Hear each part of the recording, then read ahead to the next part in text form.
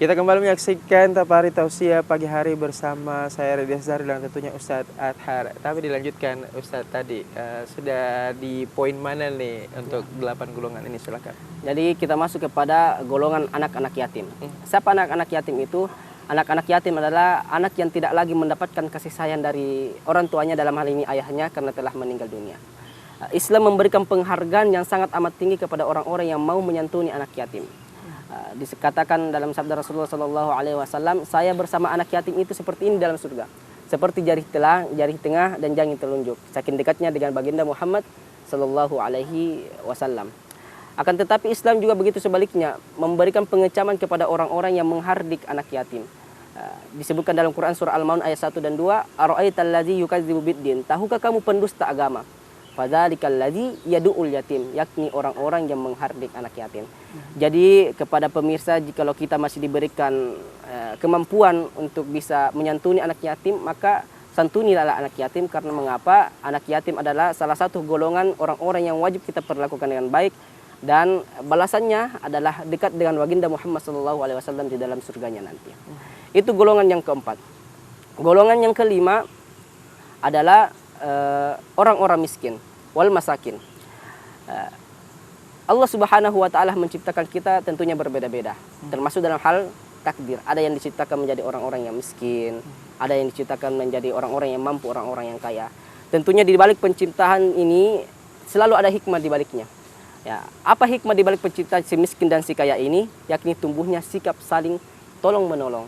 Nah, Islam memberikan anjuran kepada orang-orang yang kaya, orang-orang yang mampu untuk berbuat baik, memberikan bantuan kepada orang-orang yang kurang mampu.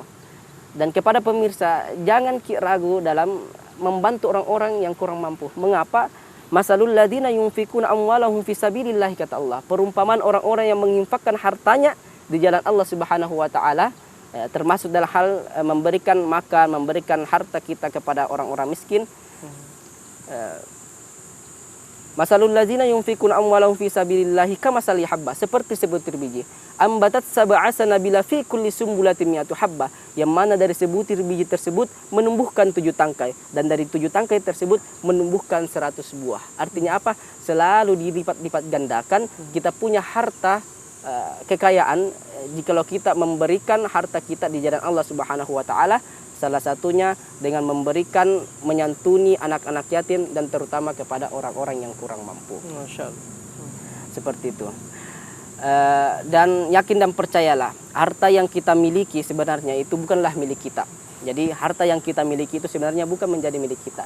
Tapi yang mana harta yang menjadi milik kita, yakni harta yang kita infakkan di jalan Allah Subhanahu wa taala. Dan yakin dan percaya, harta yang kita infakkan di jalan Allah Subhanahu wa taala akan menjadi investasi kita di akhirat kelak. Karena harta itu bisa menjadi penolong kita menuju surganya Allah Subhanahu wa taala yang paling tinggi. Akan tetapi harta juga bisa menjadi penyebab, asbab daripada kita terdorong kepada nerakanya Allah Subhanahu wa taala. Tergantung apa? Tergantung bagaimana kita mengelola amanah harta yang diberikan Allah Subhanahu wa taala kepada kita dalam menjalankan aktivitas kita dalam keseharian ini. Seperti itu. Nah, kalau misalnya berbicara mengenai 8 poin ini, kalau yang paling banyak istilahnya apa ya sih, takaran amalnya ketika kita berbuat baik dari 8 ini, kira-kira di poin mana nih Ustadz, dan kenapa? Yang berkaitan dengan harta. Mengapa? Karena harta ini salah satu bentuk amal jariah. Ya, terus mengalir pahalanya.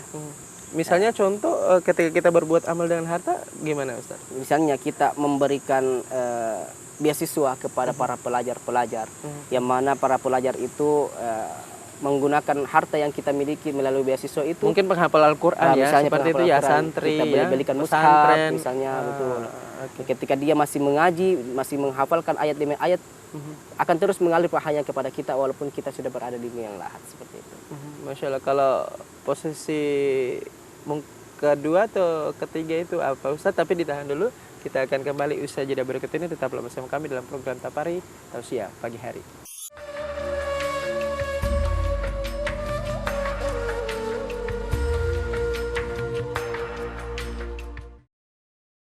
Ya, kita tiba di segmen terakhir, segmen kelima pemirsa. Aduh, oke, ini masih perlu nih siraman rohani. Tapi nggak apa-apa, kita maksimalkan saja di 3 menit ini. Tadi untuk amalan-amalan tingkatan yang lebih tinggi lagi selain yang tadi harta untuk jariah, amal jariah itu apa lagi nih Ustadz? Dan setelah itu boleh disimpulkan untuk Baik. tema hari ini. Terkait dengan amalan-amalan yang paling tinggi amalannya, keutamaannya tentunya kembali kepada kondisi masing-masing. Karena kita memiliki kondisi yang berbeda-beda. Mungkin ada orang yang dalam kesehariannya tentunya harus berbakti kepada kedua orang tuanya, maka prioritaskanlah kedua orang tuanya. Maka dengan itu akan menjadi keutamaan amalan-amalan yang dia lakukan dan lain semacamnya seperti itu. Jadi kembali kepada kondisi-kondisi individu, amalan-amalan yang paling mana dia butuhkan dalam keseharian mereka. Jadi pemirsa Net TV dimanapun Anda berada, mari kita perlakukan ke-8 golongan yang saya sebutkan tadi. Karena ini sifatnya wajib. Wajib artinya jikalau kita melakukannya kita mendapatkan pahala, akan tetapi jikalau kita tidak melakukannya kita akan mendapatkan dosa. Siapakah ke-8 golongan tersebut? Kedua orang tua kita, anak-anak yatim, orang-orang miskin, tetangga-tetangga kita, kerabat-kerabat kita, ibnu sabil atau orang-orang yang sedang dalam perjalanan kita, sahabat-sahabat kita, teman-teman dekat kita, dan yang terakhir adalah pembantu-pembantu yang kita miliki. Jikalau hubungan kita kepada Allah Subhanahu wa taala dengan sudah baik, kita sholat tahajud setiap hari, sholat berjamaah, puasa Senin Kamis dan lain semacamnya, dibarengi dengan hubungan sosial kita, muamalah kita, berbuat baik kepada sesama umat manusia juga baik, maka yakin dan percaya kita akan mendapatkan ridho dari Allah Subhanahu wa taala di yaumil kiamat kelak, dan semoga kita semua berada bersama-sama berkumpul kembali di dalam surganya Allah Subhanahu wa taala. Masya Allah, ada pesan-pesan khusus untuk jamaah yang ada di rumah? Baik. Ustadz? Saya selalu memiliki motto dalam kehidupan saya, paksakan diri kita sebelum menyesal. Artinya apa teman-teman? Paksakan segala bentuk tujuan kita hidup di dunia ini, wa ma khalaqatul jinna wal insa illa liya'budun, hanya untuk beribadah kepada Allah Subhanahu wa taala. Paksakanlah. Sulit kita bangun salat subuh, paksakanlah untuk kita salat subuh. Sulit kita dalam berjamaah di masjid, paksakanlah untuk berangkat untuk salat berjamaah di masjid. Sulit kita perlakukan kerabat, anak-anak yatim, orang-orang miskin, teman-teman dekat kita, orang-orang yang dalam perjalanan yang baik, paksakanlah. Karena dari keterpaksaan itu akan menimbulkan keterbiasaan, dan dari keterbiasaan itu akan membawa kita kepada aktivitas keseharian kita menuju jalan Allah Subhanahu wa taala. Masya Allah, luar biasa sekali tausiah yang diberikan hari ini ya Ustadz, sangat banyak hikmah dan menginspirasi jamaah atau pemirsa yang ada di rumah. Terima kasih sudah datang hari ini di program Tapari Tausiah Pagi Hari. Sama-sama. Ya, itulah tadi tausiah yang diberikan oleh Ustadz Adhar. Ya, semoga ini bisa menjadi refleksi atau renungan untuk pemirsa atau jamaah yang ada di rumah. Saya Redia Zahril dan seluruh kerabat kerja Net TV Sulsel pamit undur diri, sampai jumpa